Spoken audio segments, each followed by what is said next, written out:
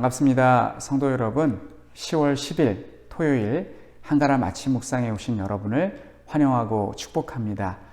한 주를 마무리하는 토요일입니다. 한 주를 잘 마무리하시고 또 오늘 하루도 잘 보내시고 내일 주일을 잘 예비하실 수 있기를 바랍니다.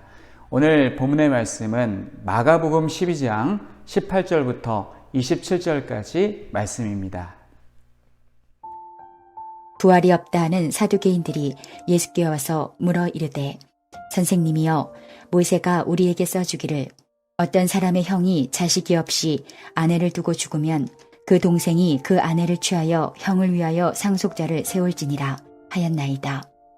7형제가 있었는데 마지가 아내를 취하였다가 상속자가 없이 죽고, 둘째도 그 여자를 취하였다가 상속자가 없이 죽고, 셋째도 그렇게 하여 7이 다 상속자가 없었고 최후의 여자도 죽었나이다. 7사람이 다 그를 아내로 취하였으니 부활 때 곧 그들이 살아날 때에 그 중에 누구의 아내가 되리이까? 예수께서 이르시되, 너희가 성경도 하나님의 능력도 알지 못함으로 오해함이 아니냐? 사람이 죽은 자 가운데서 살아날 때에는 장가도 아니가고 시집도 아니가고 하늘에 있는 천사들과 같으니라. 죽은 자가 살아난다는 것을 말할진대 너희가 모세의 책 중 가시나무 떨기에 관한 글에 하나님께서 모세에게 이르시되 나는 아브라함의 하나님이요 이삭의 하나님이요 야곱의 하나님이로라 하신 말씀을 읽어보지 못하였느냐? 하나님은 죽은 자의 하나님이 아니요 산 자의 하나님이시라. 너희가 크게 오해하였도다 하시니라. 오늘 본문의 말씀은 성도가 올바른 신앙을 가지려면 성경에 대해서 잘 알고 있어야 함을 보여주고 있습니다. 성경 지식과 올바른 믿음은 아주 밀접한 관계를 가지고 있습니다. 올바른 성경 지식을 갖지 못하면 배가 산으로 간다는 말이 있듯이 엉뚱한 믿음을 가질 수가 있고 또 엉뚱한 말을 할 수가 있습니다. 그래서 우리는 올바른 믿음을 갖기 위해서 성경을 매일 읽고 또 설교의 말씀을 잘 듣고 또 교회에서 하는 성경 양육 프로그램도 참여하여서 잘 배우셔야 될 줄로 믿습니다. 오늘 본문의 말씀을 보니까 사두개인들이 예수님을 찾아왔습니다. 어제는 바리새인들과 헤롯 당이 예수님에게 찾아와서 가이사에게 세금을 바치는 것이 옳으니까 라는 말로 예수님을 궁지에 몰아넣으려고 했었다면 오늘은 사두개인들이 부활에 대해서 예수님에게 묻고 있습니다. 사두개인들은 부활을 믿지 않았습니다. 왜 그들이 부활을 믿지 않았냐면 성경의 전체를 다 믿어야 되는데 다른 것은 다 거부하고 모세 오경만 자신들의 경전으로 받아들이고 믿었기 때문에 그렇습니다.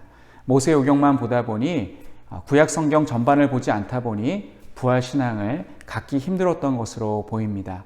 반면 외식하는 바리새인들, 그들은 예수님에게 책망을 많이 받았지만 그들은 구약 성경 전체를 다 믿었기 때문에 부활 신앙을 가지고 있었던 것으로 보입니다. 자, 그러면 오늘 사두개인들이 예수님께 어떤 질문을 했는지 같이 살펴보도록 하겠습니다. 한 칠형제가 있었습니다. 사두개인들이 한 질문은 바로 이것이었습니다. 칠형제 중에 마지가 이제 아내를 맞이하여서 결혼을 했습니다. 그런데 상속자를 낳지 못하고 큰 형님이 남편이 죽었습니다. 그래서 둘째가 형수를 아내로 맞이했습니다. 오늘날에는 이것이 좀 이상해 보일지 몰라도 고대 유대에서는 이것이 가능했고 또 합법적이었습니다. 이것을 계대혼인법 혹은 형사취수법이라고 합니다. 창세기 38장에도 보면 그런 기록이 있습니다. 유다의 세 아들이 엘과 오난과 셀라였습니다. 그런데 엘이 하나님께 범죄하여서 하나님께서 치심에 그가 죽었습니다. 그래서 엘의 부인이었던 다말을 동생 오난이 맞이했습니다. 그런데 오난이 형수와 부부 생활을 통해 자식을 낳아도 이 아들이 내 아들이 안 될 것을 알았기 때문에 일부러 악한 꾀를 내어서 그 상속자를 낳지 않으려고 합니다. 그 모습을 보신 하나님께서 오난도 죽이십니다. 이렇게 창세기 38장에도 이 계대혼인법 또 형사취수법에 관한 말씀이 나옵니다. 자, 이 예를 들어서 계속해서 이제 셋째가 그 형수를 맞이하고 또 셋째도 죽고 또 넷째도 또 형수를 맞이하고 또 넷째도 죽고 이런 식으로 일곱째까지 계속해서 형수가 아내가 되었으면 나중에 이제 죽었을 때 누구의 천국에 가서 누구의 아내가 된단 말입니까? 이런 그 아이러니를 이런 말도 안 되는 이 상황을 어떻게 설명하시겠습니까? 라고 예수님에게 질문을 던졌습니다. 그들은 상당히 꾀를 내어서 잘 준비하여서 예수님께 질문하였지만 예수님이 들을 때는 실소를 자아나게 할 만큼 어리석은 질문이었습니다. 한마디로 말해서 우문이었습니다. 그리고 이에 대해서 예수님은 현명하게 답을 해주십니다. 이런 것을 우문현답이라고 합니다. 예수님께서 사두개인들에게 이렇게 설명을 해주십니다. 첫째는 천국에는 시집가고 장가가는 것이 없다라는 것입니다. 천사들처럼 다 독립적으로 존재한다입니다. 이 땅에서 우리가 살아갈 때는 남자가 있고 여자가 있습니다. 그리고 남편이 있고 아내가 있습니다. 또 부모와 자식이 있습니다. 그러나 천국에 가면 모두가 다 동등한 하나의 인격체로 존재합니다. 남녀의 구분이 없고 남편과 아내가 없습니다. 부모와 자식이 아닙니다. 모두 다 하나님 앞에서 동등한 그런 존재로서 살게 된다라고 하시며 그런 일은 일어나지 않을 것이다 라고 답변해 주십니다. 두 번째로 부활에 대해서 설명해 주고 있으십니다. 하나님은 산자의 하나님이시라는 사실을 말씀하시며 한 성경 말씀을 인용하십니다. 그 말씀은 사두개인들이 오직 인정하고 있는 모세오경행 중에 한 말씀입니다. 바로 출애굽기 3장 6절의 말씀입니다. 또 이르시되 나는 내 조상의 하나님이니 아브라함의 하나님, 이삭의 하나님, 야곱의 하나님이니라. 이 말씀을 하시면서 27절에 하나님은 죽은 자의 하나님이 아니요 산자의 하나님이시라. 너희가 크게 오해하였도다. 이렇게 말씀을 하셨습니다. 하나님은 아브라함과 이삭과 야곱 이들을 죽은 자로 여기시지 않는다. 이들은 다 살아있고 하나님은 아브라함, 야곱, 이삭의 하나님이신데 산자의 하나님이시다. 이들은 다 살아있다라고 말씀해 주십니다.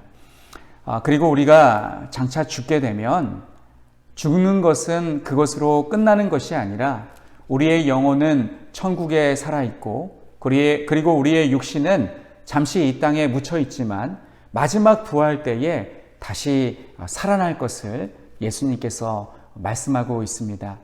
오늘날 대부분의 현대인들이 오늘 본문에 등장한 사두개인들처럼 부활을 믿지 않고 살아가고 있습니다. 오늘 본문 말씀을 볼 때 사두개인들은 그나마 하나님의 존재를 믿고 그리고 내세에 대해서도 믿었던 것으로 보입니다. 하지만 부활은 믿지 않고 있습니다. 오늘날 현대인들은 더 불신앙적인 삶을 살고 있습니다. 천국과 지옥, 내세를 믿지 않고 하나님의 존재도 믿지 않고 그리고 부활은 더더군다나 믿지 않습니다.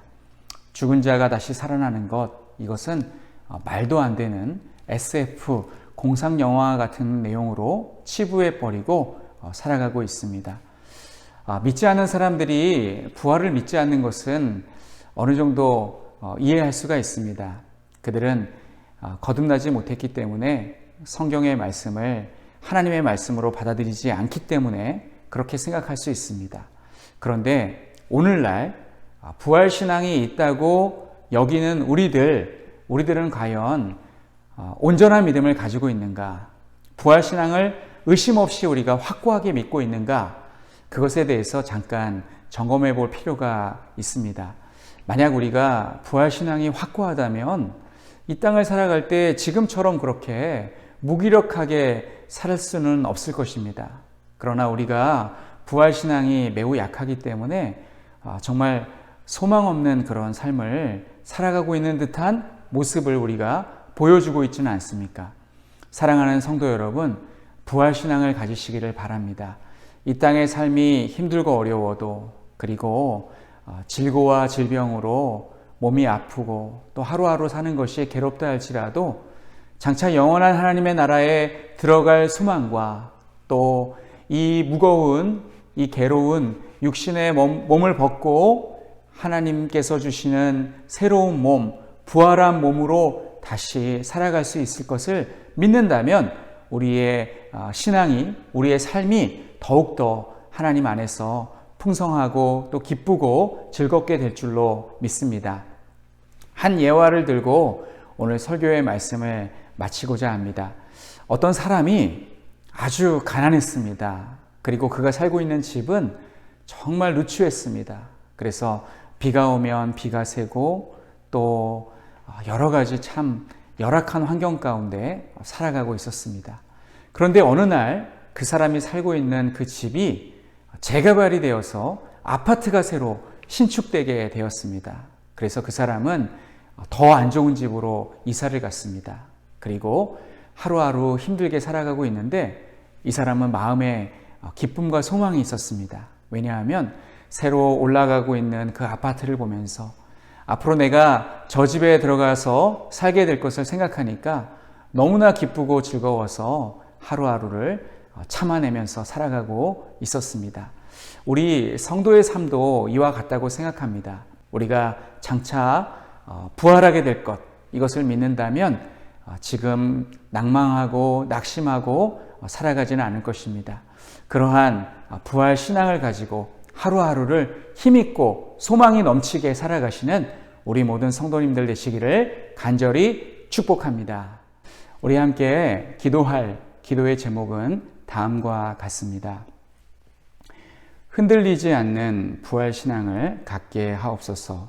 두 번째는 영원한 천국을 사모하며 그곳에 소망을 두고 살게 하옵소서. 셋째는 필리핀 정성호 김선자 선교사님과 잉하 야후 교회 건축과 안디옥 교회의 사역을 위해서 기도해 주시기 바랍니다. 우리 함께 기도하겠습니다. 하나님 아버지, 은혜를 감사드립니다. 하나님, 우리에게 부활 신앙을 갖게 하여 주시옵소서. 하나님, 우리가 부활 신앙이 흔들릴 때가 많이 있습니다. 하나님, 우리가 죽어도 다시 산다는 그 부활 신앙, 하나님, 영원한 하나님의 나라에서 하나님과 더불어 존귀와 영광 가운데 살아갈 수 있다는 그 믿음을 갖게 하여 주셔서 진정 내가 행복한 사람이라는 것을 깨닫게 하여 주시옵소서. 하나님 아버지, 우리가 이 땅에 소망을 두지 않게 도와주시옵소서. 죄 많은 이 세상 내 집 아니네 라는 그러한 찬양의 가사처럼 영원한 천국을 사모하며 그곳에 소망을 두고 살게 하옵소서.